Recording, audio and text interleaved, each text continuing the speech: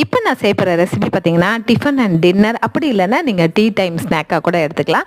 வாங்க என்ன ரெசிபின்னு பார்த்துடலாமா? இப்போ இந்த ரெசிபிக்கு 3/4 கப் அளவுக்கு அவல் எடுத்துக்கலாம். இதில் 3 ஸ்பூன் லைட்டாக புளிச்ச தயிர் எடுத்துக்கலாம். அப்புறம் 3/4 கப் அளவுக்கு வெள்ளை ரவை சேர்த்துட்டு 1 கப் அளவுக்கு தண்ணி சேர்த்து ஒரு 10 நிமிஷம் ஊற வச்சுக்கலாம். இப்போ ஒரு 10 நிமிஷத்தில் ரவையும் அவளும் ஊறி இருக்கு. இதை வந்து மிக்ஸி ஜாரில் சேர்த்துட்டு ஒரு 1/2 கப் அளவுக்கு தண்ணி, தேவையான அளவுக்கு உப்பு சேர்த்துட்டு அரைச்சி எடுத்துக்கலாம். இது வந்து ஒரு பவுலில் மாற்றிட்டு இதில் வந்து 3 பச்சை மிளகாய், ஒரு சின்ன துண்டு இஞ்சி சேர்த்துக்கலாம். அப்புறம் 2 பெரிய வெங்காயம் இதெல்லாம் சேர்த்து நல்லா மிக்ஸ் பண்ணிக்கலாம். இது மிக்ஸ் பண்ணிவிட்டு தண்ணி பத்தலைன்னா ஒரு 1/4 கிளாஸ் அளவுக்கு சேர்த்துட்டு நல்லா மிக்ஸ் பண்ணிக்கலாம்.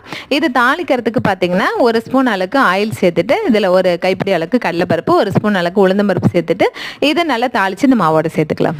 இப்போ இந்த மாவை பணியாரக்கல்ல மீடியம் ஃப்ளேமில் வச்சுட்டு நீங்கள் வேக வச்சு எடுத்தீங்க அப்படின்னா பணியாரம் சூப்பராக இருக்கும். டீ டைமில் செம்ம சூப்பராக இருக்கும். ட்ரை பண்ணி பாருங்கள். கேரட் கூட இது கூட சேர்த்துக்கலாம். செம்ம டேஸ்டியாக இருக்கும். சும்மாவே இதை சாப்பிட்லாம். நான் வந்து தக்காளி தொக்கோட சேர்த்து சாப்பிட்டேன். செம்ம அட்டகாசமாக இருந்தது. ட்ரை பண்ணி பாருங்கள்.